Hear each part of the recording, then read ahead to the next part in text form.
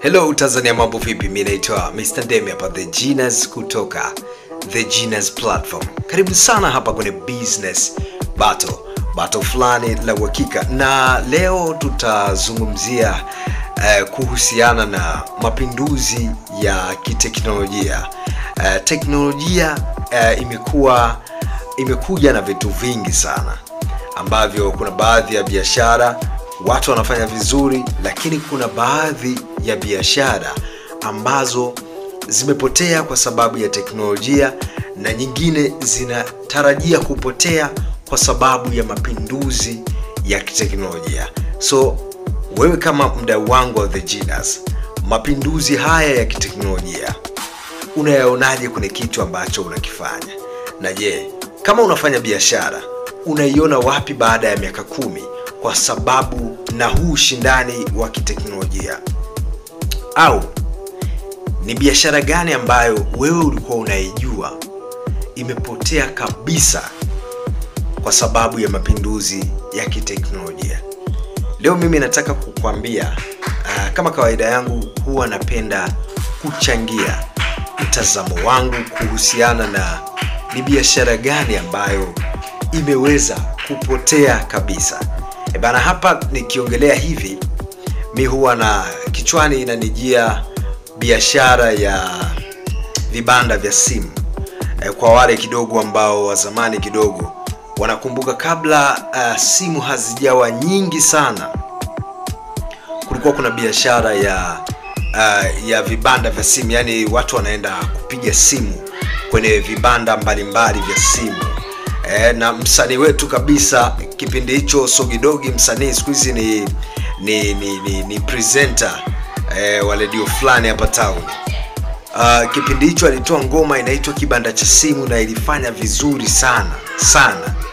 So kwa mfano, kama hadi leo Sogidogi angekuwa ametegemea kitu kimoja, angekuwa anategemea tu kile kibanda cha simu, kama kweli alikuwa nacho, au kwa mtu yoyote ambaye alikuwa anategemea kibanda cha simu, unadhani sasa hivi ana wakati gani?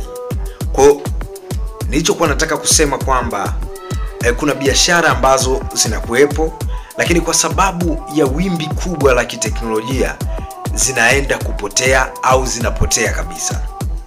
Moja mimi nimesema hiyo kibanda cha simu au kwenda kupiga simu kwenye kibanda. Zamani ilikuwa ni maujanja sana, na watu walikuwa wanapanga foreni, na kuna watu walihisi lile ndio jambo ambalo wanaweza wakalifanya muda wote, na kuna watu walijisahau kwenye biashara ile, hawakuangalia sehemu nyingine, hawakujiongeza. Labda kwa mtu ambaye alikuwa ni mjanja, baada ya zile pesa ambazo amevuna kipindi simu zinaingia, kwa sababu watu wamemzoea kwa kwenda kupiga simu kwenye kibanda chake, baadaye angeweza kuibadilisha ile biashara kuwa labda ya uuzaji wa simu. Akanunua labda simu kwa mtaji wake kidogo, badala watu kuja kupiga simu waje kununua. Lakini hapa naongelea wale ambao, kuna watu wale wanajisahau, labda leo wanaona hii fursa inafanya vizuri, labda unajisahau. Hususan hizi fursa ambazo ziko kwenye mwendo wa kiteknolojia ni fursa ambazo zinabadilika muda wote. Yani unaweza ukalala ukiamka, kitu ambacho kilikuwa kinakuingizia pesa hakikuingizii tena pesa. Ndio hiyo ambayo mimi nasema. Sijajua wewe kwenye mtazamo wako unaiona biashara gani? Mimi nimeiona biashara ya kibanda cha simu ambayo ilifanyaga vizuri sana. Lakini biashara nyingine ambazo naiona kabisa baada ya muda itakuwa sio biashara, au huduma ambayo naiona itakuwa sio biashara kulingana na mapinduzi makubwa ya kiteknolojia, naona ni hizi mambo za voice over. Wale voice over artist wanatakiwa waanze kujipanga, kwamba biashara labda ya kufanya matangazo inakwenda kupotea, au huduma ya kufanya matangazo inakwenda kupotea. Kwa sababu gani nasema hivyo? Ukiangalia sasa hivi kwa wale watu ambao walikuwa wanafanya matangazo, ikiwepo sisi The Genius Platform, tulikuwa tunafanya matangazo mengi sana kwa siku. Labda watu wanakuja, wafanya biashara wanakuja, wajasiriamali wanakuja mnawatengenezea matangazo kwa gharama ndogo. Lakini leo ukitazama wale wajasiriamali wanamiliki maiki zao zile za simu ambazo ni za hapa, na wanafanya vitu ambavyo ni vizuri kabisa. Kwa hiyo unaona kabisa ni wazi kwamba hii ni huduma ambayo pia inakwenda kupotea. Na ukiangalia kitu kingine ambacho kinakwenda kupotea, kimeanza taratibu, ni hii kuhusisha matangazo haya ya kushuti, kuwahusisha wale karakta ambao ni maarufu, kucheza pia kune zile video. Siku hizi watu wanatumia katuni. Yaani unaweza kuona tangazo kali na voice over kali, lakini muhusika ni katuni. Na wengine wanayapa yale makatuni majina, kama ni kuna Mr. Swala, au sio?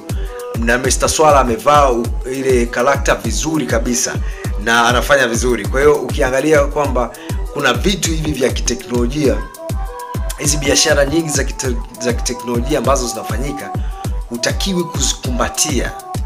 Unatakiwa uwe macho sana na uwe speedy sana na uweze kufuatilia, uweze kujiupdate, na hauwezi ukajiupdate kila siku. Kwa kuna time, kuna vitu vitakupita tu.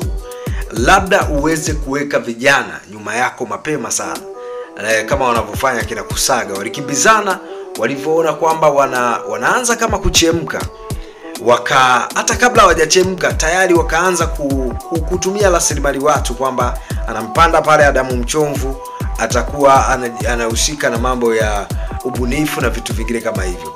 Anampanda labda mtu fulani anamsaidia vitu vingine, yeye anazidi kupunguza majukumu kwa sababu kichwa kinazidi kuchoka. So kuna biashara ambazo za kutegemea teknolojia mara nyingi zinabadilika ghafla. So kama unafanya biashara za namna hiyo, inabidi uwe makini sana na uweze kuwa mbunifu sana na uweze kuwa tayari kubadilika muda wowote, saa yoyote, na kuwa kitu kingine. Kwa sababu tukirudi pale kwenye vibanda vya simu, kama kuna mtu alikuwa anategemea ile biashara ndio biashara yake ya kupiga simu, watu waje wapige simu labda shilingi 50, 200, ilikuwaga waje wapige simu, wapange foleni, then mwisho wa siku haujajipanga, haujajiandaa kule mabadiliko, zinakuja zinaingia simu ghafla. Unashangaa wateja wako wote tayari wanamiliki simu. Kama ulikuwa hujajipanga, lazima utapata msongo wa mawazo. Labda utaanza kusema unalogwa, labda utaanza kusema kwamba wateja wako siku hizi wanakukimbia, lakini kumbe sio kweli. Ni mabadiliko ya kiteknolojia, na teknolojia iko kasi sana. Kwa hiyo leo kuna business battle, nilitaka tuongelee hilo. Wewe ni biashara gani ambayo unaiona kwamba inaweza ikaenda kufa muda wote, au ni biashara gani ambayo ilishawahi kufa kwa sababu ya teknolojia, na biashara ambayo unaifanya wewe itakupa muda gani kwa haya mapinduzi ya kiteknolojia? Unadhani utaweza kusurvive kwa muda gani ukiwa unaifanya hiyo kazi bila kuwa na athari zozote zile za kimabadiliko? Niambie hapo kupitia comments.